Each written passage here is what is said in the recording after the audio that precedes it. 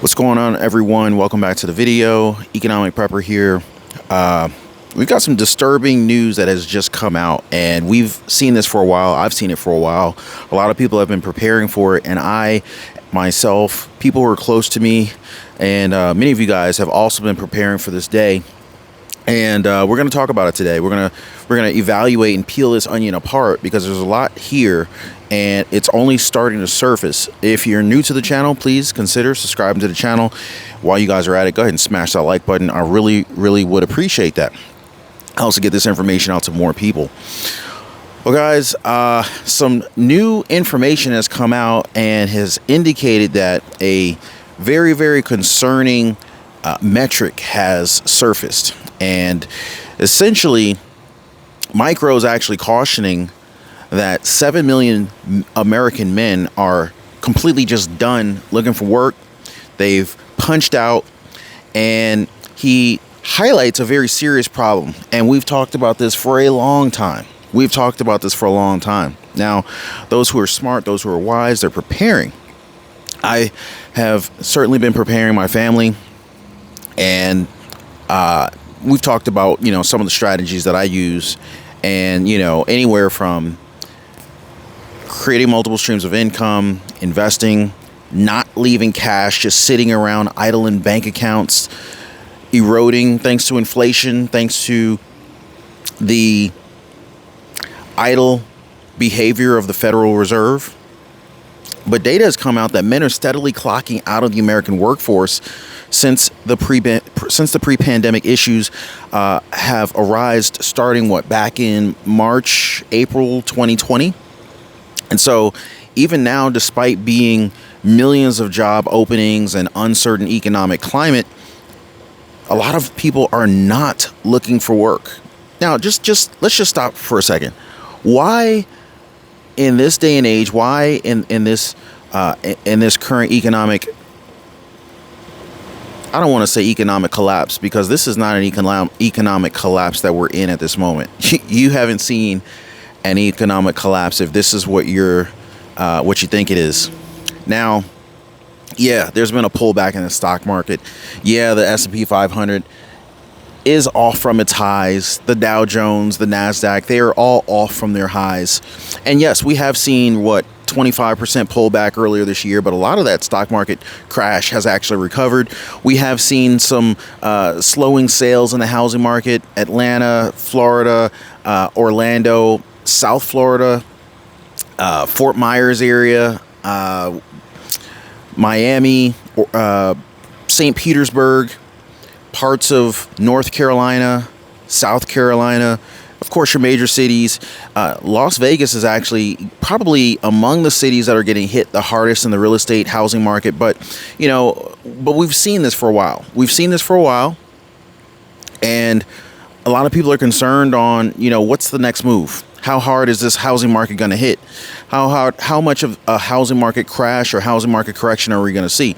Now, me personally, I don't think that we're going to see a major housing market crash. I just don't think so. I think we're going to continue to see rent prices hold steady, if not increase more, which is going to leave Americans with no real estate assets in a tough position because, of course, Fed Chair Jerome Powell set out to attempt to address inflation by raising interest rates and also attempt to address affordable housing. But I haven't seen housing become any more affordable. And if anyone disagrees with me on that, please comment down below. It's okay. We can have a discussion. We don't have to agree on everything. But men have been steadily clocking out of the American workforce ever since the pre-pandemic times. So why is that happening? Why are more men not looking for work today? Have they given up? Are they tired of being beaten down by corporate America? Are they tired of working for less than what they've finally identified that they're actually worth?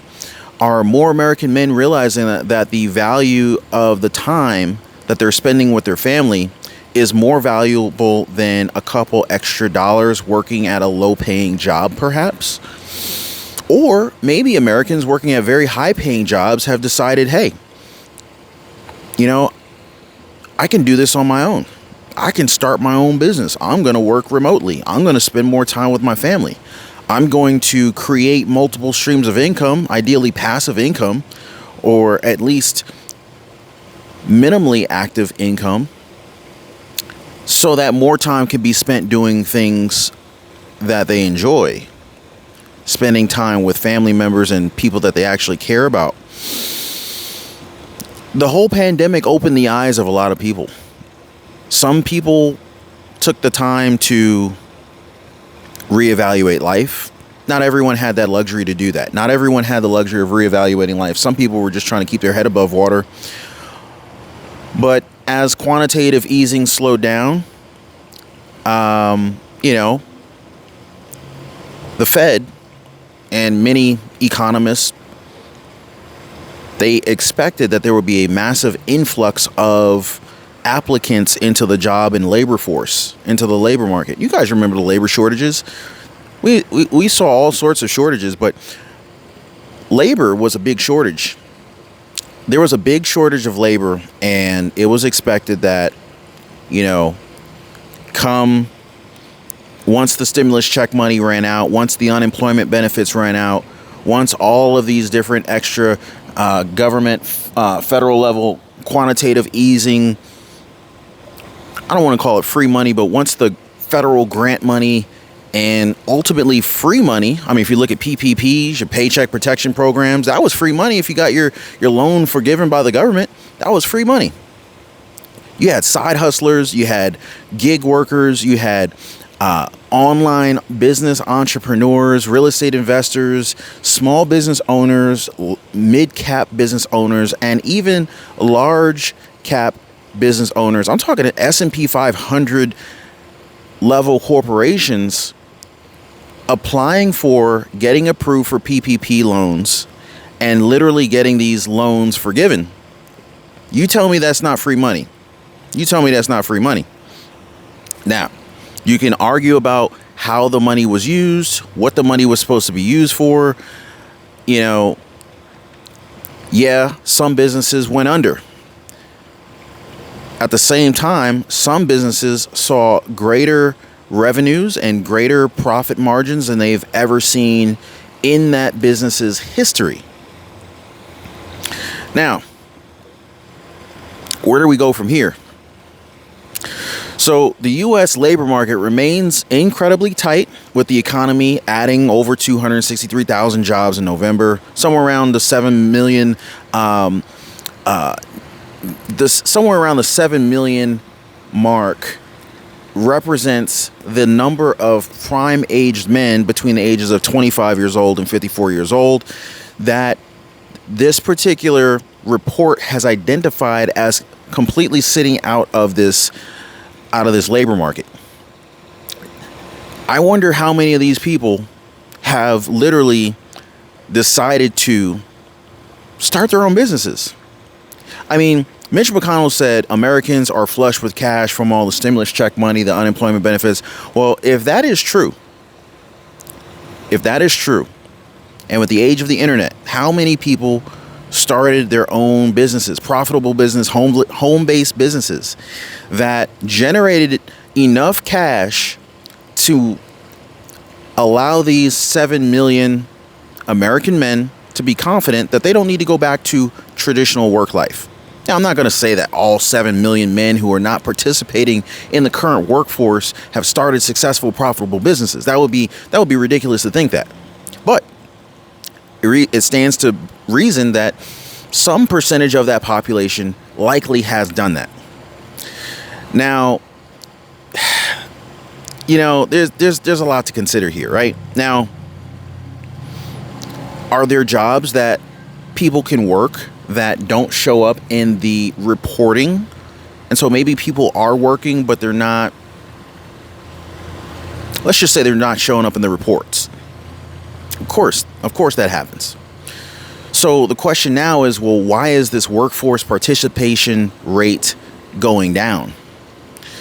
So it was noted that the decline in the number of men with jobs in this book that came out probably about 6 years ago called Men Without Work, this identified a trend that was exacerbated by the C-19 pandemic. So people leaving the workforce actually started before the pandemic started, but it wasn't in the droves that we had seen over the last couple of years. I think a lot of people were scared. I think a lot of people had been beaten down so much over the years that the desire to leave an unsatisfying job. Not everyone's unsatisfied. A lot of people love their jobs. Don't get me wrong. Some people love their jobs. Some people love their jobs to the point that they would almost work for free. That level of love. But then there's another segment of the population where they're like, hey, if I had enough money in my investment brokerage account, if I had enough money in my 401k, Roth IRA, if I had enough dividends being generated from dividend paying stocks, ETFs, index funds, I quit my job today. Some people would say that. Some people would say, hey, if I had some kind of a small business that I could run from my house, I wouldn't go back to work. You know, assuming that small business made, I don't know, maybe $6,000 a month, $9,000 a month. I don't know how many people are in the situation where they would say, hey, if I could just make $9,000 a month from a little small business I could manage from my laptop with an internet connection, I wonder how many people would actually leave their job and just kind of run their own deal. But the pandemic, with a lot of this free money, gave a lot of people who didn't necessarily have the startup capital, that seed capital to get a business going. It put a lot of Americans into a position where, hey, we can't go out. We're supposed to, remain indoors, minimize how many people you're spending time with. So a lot of people who were not necessarily lazy people, they saw this opportunity and they were like, hey, some people say, hey, I can do some home projects around the house. Some people started doing home improvement projects around the house, started, doing things that they couldn't normally do due to a lack of time. Some people just lounged around the house. Some people work remotely. Their businesses allow them to work remotely, remote jobs. In fact, remote jobs are in huge demand right now. A lot of Americans they're not interested in going back to work at this point. We've been hearing more and more Americans quiet quitting and whatnot. And so this is a driving factor. I'm willing to bet that there are probably millions of people who worked for the last couple of decades who are now looking back at their lives and saying to themselves, hey, if this pandemic never happened, forcing you to stay home with your family, when would you have had the opportunity to see what life was like? When would you have had time to spend that amount of time to realize what quality time and time spent with your children, with your spouse is like? Knowing you don't necessarily have to be gone for the next day for 12 hours. Most people, they work 40, 50, 60 hours a week. They have just enough energy to make it to work, just enough energy to make it back from work back to home, watch a little TV, and they fall asleep. They wake up early in the morning, go into a job they hate, and they're doing this process again. Always looking forward to Friday, always looking forward to the weekend, always looking forward to that next paycheck, and being broke in the meantime. Well, now, more and more Americans are saying enough is enough. They're saying, hey, there are these opportunities out here. Print-on-demand businesses have been picking up at an unbelievable rate. T-shirt businesses. Most people don't know that the T-shirt business is a multi-billion-dollar industry. And many of these print-on-demand businesses that can be started from home with a laptop and internet connection, even entirely for free. And we talk about this in our Patreon family group, how to get started, how to start your own business, and how to get going. But most people think that you need a tremendous amount of money to start a business. I mean, look at starting a restaurant business. If you want to start a restaurant business, you'd have to figure out, okay, can you cook? Because if you can't cook, you need to hire some very good chefs. You need to figure out, okay, well, what kind of food are we going to serve? Where are we going to have our restaurant? How much is it going to cost to build a restaurant? Probably $1, $2, $3, $4 million, depending upon the design of the restaurant, where it is, where it's going to be located. You know, the price of real estate is very high right now. Commercial real estate's fairly high right now, very high right now. Mortgage rates are high. So do you even have the financial backing to do that? I mean, heck, if you wanted to, I don't know if you have a Chick-fil-A in your area. Chick-fil-A is one of the greatest fast food restaurants ever made, in my opinion. They have the best waffle fries. I love Chick-fil-A. I'm amping myself up right now. I'm about to go get some Chick-fil-A just from the thought of it. But customer service is bar none the best out of pretty much all of I think all fast food restaurants, even some restaurants, need to model Chick-fil-A's customer service standards. Well, if you wanted to start a Chick-fil-A, you'd need a minimum net worth of $1 million, and then you're likely to need great credit and additional financial backing to get a Chick-fil-A started, with no guarantee of success. Now, of course, I've never seen a Chick-fil-A go out of business. I've actually seen Chick-fil-A's shut down and close, but generally speaking, that is to relocate a Chick-fil-A into a better performing location. But the simple fact of the matter is that even if you wanted to start a franchise, if you wanted to create a business that was a franchise, there are significant upfront capital expenditures that need to be made, and it really reduces the number of people who would even be able to qualify for being able to attempt to start a business like that.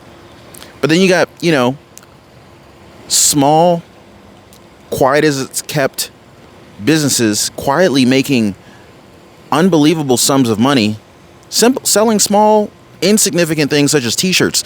People buy t-shirts every single day. And more people are starting businesses like that. Print-on-demand t-shirt businesses that can be, you can sell t-shirts from Etsy, platforms like Etsy, Amazon merch. There's lots of different platforms, Shopify. There are so many different platforms available now that people can just literally create an account on, start selling tomorrow. So I think it's a combination of people saying, hey, I can't find work. I'm not going to look anymore. Maybe they're able to qualify for early retirement, Social Security. I don't know. But then there's other people who are saying, hey, I'm going to get this side hustle going. I'm going to get this small business started. I'm going to do some ride share. Some people would rather do ride share, Lyft, Uber, DoorDash. They would rather do some type of self-contracted 1099 gig work, working on their own terms than to punch a clock. And I get it. Some people would rather do that. I mean, plenty of workers were laid off due to, left and right due to illness. But not all of them returned back to the labor force, even after the job openings picked up after the 2020 pandemic. So the Minneapolis Federal Reserve, they also found that about 25% of prime age Americans are not currently working. And while some say that they're looking for jobs, but they can't find any, others are actively choosing not to join the job hunt. They're not looking for work. Now, people's bills still need to get paid. So either they have decided, hey, I'm just going to be homeless, or they have found other alternative means of generating income. So now the U.S. Chamber of Commerce, they surveyed lots of Americans who actually lost their jobs during the pandemic, and about 25% said that the federal aid incentivized them to not actively look for work. Now, this goes back to what Mitch McConnell was saying, that Americans were flush with cash. And this is partly why the Federal Reserve, Fed Chair Jerome Powell, is unbelievably hell-bent on raising interest rates and intentionally destroying the current level of unemployment and raising unemployment to a target of somewhere around 5, maybe 5.5%, which would mean that millions of jobs will be lost. So if they can force millions of people into unemployment, then this would artificially increase the demand for applicants and would-be employers entering, or would-be employees entering into the workforce. Now, is this a good idea? Is this the road to restoring the economic health of the United States economy? That remains to be seen. But I'll tell you what, I'm still going out here each and every single day looking for bargains. I'm picking up great companies at great prices. I'm doing it. I'm doing it now, dollar cost averaging. And I think it's, you know, and this is one of many strategies that I employ. I don't like to leave money just sitting around bank accounts doing nothing. So, you know, here we are. Now, over a third of younger respondents said that they're focusing on learning new skills and prioritizing their personal growth before re-entering the labor force. So some people are saying, hey, they're still taking this time to increase their net worth, not from a dollar perspective, but they're increasing their net worth, meaning they're increasing their own personal value. If you have a skill set that's only worth, say, $15 an hour, how long would it take for you to study, learn a new skill, enhance your existing skills to increase your personal minimum wage to, say, $25, $30 an hour? Let me know if you understand what I'm saying with this, guys. Comment down below. Some people have a minimum wage of $15 an hour, meaning the minimum wage for them, the minimum wage for this individual is $15 an hour, meaning they won't work for anything less than $15 an hour. However, depending upon your skill set, you could raise your minimum wage to $30 an hour. What I mean by that is, if you increase your skill set, you now put yourself in a new bracket. You put yourself into a new employment bracket that, based on the market demand for your skill, could potentially easily raise your minimum wage, your personal minimum wage, to, say, $30 an hour. Name one software programmer that would work for less than $40 an hour. Good luck finding a software engineer working for less than $40 an hour. I've met software engineers that make over $150 an hour, $200 an hour. Software engineers working from home, working on their own schedule, traveling, doing their own thing, even working for companies. So a software engineer is a great example of someone who has raised their minimum wage to $40 an hour and up, meaning they don't have to take a job that's paying less than $40 an hour. And so if you're in a situation where you feel like your income isn't keeping up with the cost of inflation, you got to ask yourself, well, what do I need to do so that I can become worth more? Now, if you guys want more information on this, how to increase your own personal minimum wage, how to increase your own net worth, how to start small businesses, how to create your first side hustle, and not only starting small businesses, but starting small profitable businesses, hit me up in the comments down below. Drop a like for the video if you made it this far, and also consider subscribing to the channel for more videos and information and updates like this one. Y'all be safe.